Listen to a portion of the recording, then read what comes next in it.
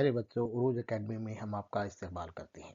आज के इस वीडियो में हम लोग आपकी जमात शशम की साइंस के पहले सबक में जो सरगर्मियाँ दी हुई हैं उन सरगर्मियों को समझने वाले हैं। हम इन सरगर्मियों को समझेंगे और देखेंगे कि भाई उसमें क्या दिया है।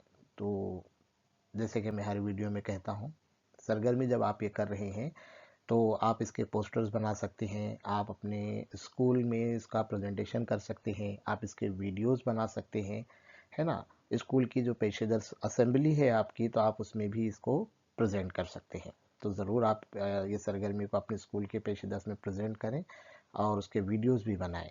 ठीक है, या आप अपने दोस्तों में उसकी बातचीत भी कर सकते हैं। तो सरगर्मियाँ है क्या, ये देखते हैं, हम लोग समझने की कोशिश करते हैं।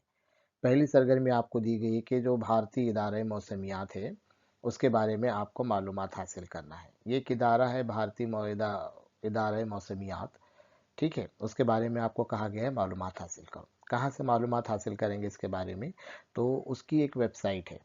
इसका जिस तरीके से अगर आप गूगल पे डालेंगे इंडिया मेट्रोलॉजिकल डिपार्टमेंट, है ना, IMD कहा जाता है इसको, इंडिया मेट्रोलॉजिकल डिपार्टमेंट। यहाँ पर उसका नाम है, देखिए ये इंडिया मेट्रोलॉजिकल डिपार्टमेंट है।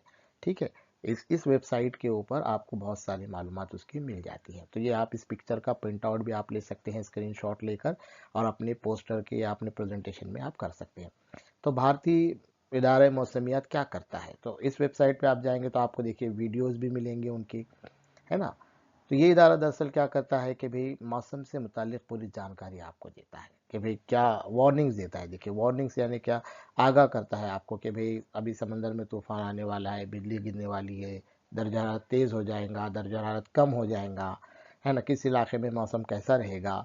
इस सारी चीज़ों की मालूमात क्या करता है, हमको भारतीय इदारा मौसमियात देता है। यहाँ पर आपको तस्वीरें भी देखने को मिलेंगी, सेटेलाइट से ली हुई तस्वीरें हैं, जो उसमें बताया जा रहा है कि कहाँ पर बादल हैं, कहाँ पर तेज़ हवा चलेगी, कहाँ पर बिजली गिरेगी। ये सब बातों में सब चीज़ों की मालूमात हमको भारतीय इदारे मौसमियात देता है। तो अगर आप इस वेबसाइट पर जाएंगे तो आपको बहुत सारी मालूमात मिलेंगी, है ना। कि और ख़ास बात अंग्रेज़ी में ही नहीं है, बल्कि बहुत सारी भारत की बहुत सारी ज़बानों में भी वहाँ पर मालूमात हैं, हिंदी में भी हैं। आप वहाँ से क्या कर सकते हैं, मालूमात को और हासिल कर सकते हैं। ठीक है, हम समझते हैं कि भारतीय इदारे मौसमियात क्या क्या काम करता है। ठीक है, तो सबसे पहले तो ये समझ लीजिए कि इसका क़याम कब हुआ। देखिए 1875 में ये इदारा कायम किया गया, मतलब अंग्रेज़ों ने ये इदारा कायम किया था। भारत की आज़ादी से पहले ही अंग्रेज़ों ने ये इदारा कायम किया था। क्यों कायम किया था कि जो भारतीय बर्र सग़ीर है, मतलब कौन कौन से मुल्क आ गए भारतीय बर्र सग़ीर के अंदर, जैसे भारत के अलावा पाकिस्तान, बांग्लादेश, अपने श्रीलंका, है ना, ये सारे मुल्क जो है भारतीय बर्र सग़ीर में आते हैं। तो इसके मौसम का मुताला करना कि भाई यहाँ कैसा मौसम रहेगा, उसकी तहक़ीक़ करने के लिए ये इदारा कायम किया गया। ठीक है, अभी इदारा कहाँ पर है? पहले इसका इदारा पूना में था, महाराष्ट्र के अंदर, लेकिन अब ये इदारा जो है नई दिल्ली में है। नई दिल्ली में इसका सदर दफ्तर है। सदर दफ्तर से क्या मुराद है, हेड ऑफिस आप जिसको कहते हैं।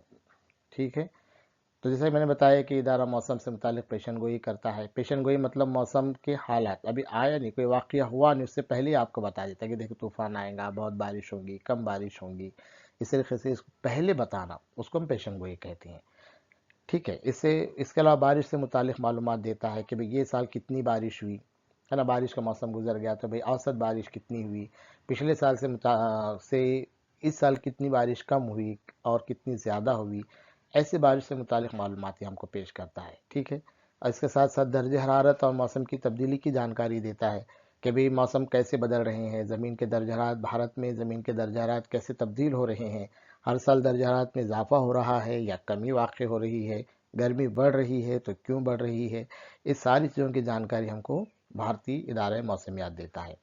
ठीक है, इसके अलावा जो कुदरती आफात हैं, जैसे तूफ़ान है ना, सैलाब है, दर्ज हरारत में गैर मामूली इजाफा, जैसे अभी हीट वेव चल रही थी, देखिए हीट वेव कहा जा रहा था कि बहुत गर्मी हो गई, बहुत गर्मी हो गई। तो ये सब चीज़ों की मालूमात भी हमें कौन देता है, भारतीय इदारा मौसमियात देता है। ठीक है, इसके अलावा देखो मौसम से मुतालिक तहक़ीक़ भी करता है ना, कि भाई मौसम में जो तब्दीलियाँ, गैर मामूली जो तब्दीलियाँ हो रही हैं, उसकी क्या वजूहात हैं, इससे किस तरीके से हमको बचना चाहिए। मौसम की जो बोलते हैं ना ग्लोबल वार्मिंग हो रही है, तो उससे हमारा क्या रोल है, लोगों ने क्या करना चाहिए। ये सारी चीज़ों की जानकारी हमको भारतीय इदारा मौसमियात देता है। तो आप इसका एक ज़रूर पोस्टर बनाएं, इसमें तस्वीरें लगाएं, है ना। इसमें और आप तहकीक भी करें कि भाई ये किसने क़ायम किया, कहाँ कहाँ इसका सदर दफ्तर रहा, सारी चीज़ें आप उस वेबसाइट से ले सकते हैं, है ना। ठीक है, तो ये हो गई पहली सरगर्मी। आपकी किताब में एक दूसरी सरगर्मी दी गई है, उसमें आपको कहा गया है कि भाई पानी की कमी को दूर करने के लिए तदाबीर क्या हो सकती हैं। कि भाई हम देखें पानी की कमी हो रही है, हर बार हमको पीने का पानी तो ऐसे भी कम है, लेकिन फिर अब उसमें और सबको किल्लत हो रही, बढ़ती हुई आबादी की वजह से, लोगों की ज़रूरियात की वजह से, है ना, कंपनियों की वजह से, इंडस्ट्री जो बन रही हैं उसकी वजह से पानी की मांग बढ़ गई, और लेकिन पानी तो कम है। तो इसको दूर करने के लिए हम क्या कर सकते हैं, ज़रा सोचिए, आप भी बताइए क्या क्या हम कर सकते हैं। सबसे पहले काम हम ये कर सकते हैं कि पानी का एहतियात से इस्तेमाल करना, है ना। यहाँ पर एक हदीस भी मैं आपको बताऊंगा, हमारे नबी हज़रत मोहम्मद सल्लल्लाहु अलैहि वसल्लम ने कहा कि अगर आप नदी के किनारे भी हैं तो आप पानी एहतियात से इस्तेमाल करो, ठीक है। तो एहतियात से इस्तेमाल करना, फजूल पानी नहीं बहाना चाहिए, जैसे कि भाई पानी आप फेंक दे रहे हैं बाथरूम में, तो बहुत सारा पानी इस्तेमाल कर रहे हैं, गैर ज़रूरी पीने के लिए ज़्यादा पानी ले रहे हैं, बच गया पानी फेंक दे रहे हैं। तो ये सारी चीज़ों से हमको बचना पड़ेगा सबसे पहले। दूसरी बात है कि जो बारिश के पानी है उसका ज़ख़ीरा करना और उसका दोबारा इस्तेमाल करना। हमने पढ़ा है, देखिए, कि जो बारिश का पानी होता है अगर आप उसको जमा करेंगे तो वो पानी गंदा नहीं होता, यानी उसमें कीड़े मकोड़े नहीं लगते, तो इसलिए उसको ज़ख़ीरा करके उसको दोबारा हम क्या कर सकते हैं, इस्तेमाल कर सकते हैं, ठीक है। बारिश के पानी को रोकना और उसे ज़मीन में जज्ब होने के लिए, जज्ब होना ज़मीन में बारिश का पानी, ताकि ज़ेर ज़मीन पानी की ये बढ़े, तो रोकने के लिए मैंने बताया था कि हमारे पास महाराष्ट्र में एक ऐसी एक स्कीम चल रही थी, शेत तड़े, है ना। यानी जो खेत हैं, खेत में छोटे छोटे तालाब बनाए गए हैं, जो बारिश का पानी को क्या करते हैं, वहाँ पे रोका जाता है और उनको दोबारा ज़मीन में जज्ब करवाया जाता है, ठीक है। ये भी हम कर सकते हैं। आबपाशी के जदीद तरीके, है ना, जैसे खेती खेती कर रहे हैं हम लोग, तो क्या करते हैं कि भाई पहले खेत में क्या करते थे कि भाई नालियों से पानी छोड़ा जाता था, तो बहुत पानी उसके अंदर वेस्ट होता, ज़ाय हो जाता है।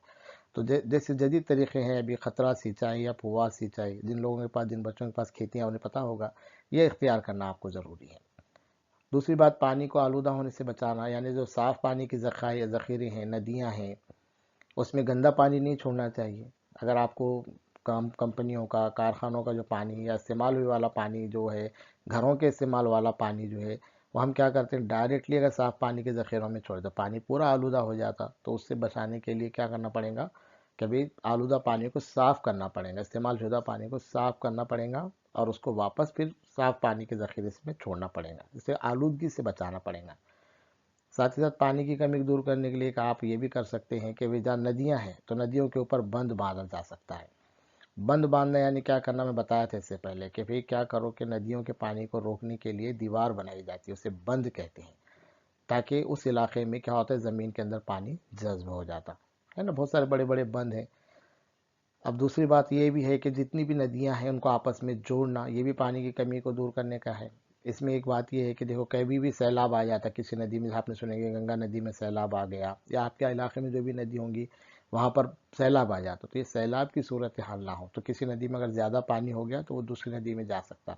तो नदियों को आपस में जोड़ना ताकि पानी क्या रहे, सैलाबी सूरत हाल ना हो, ठीक है।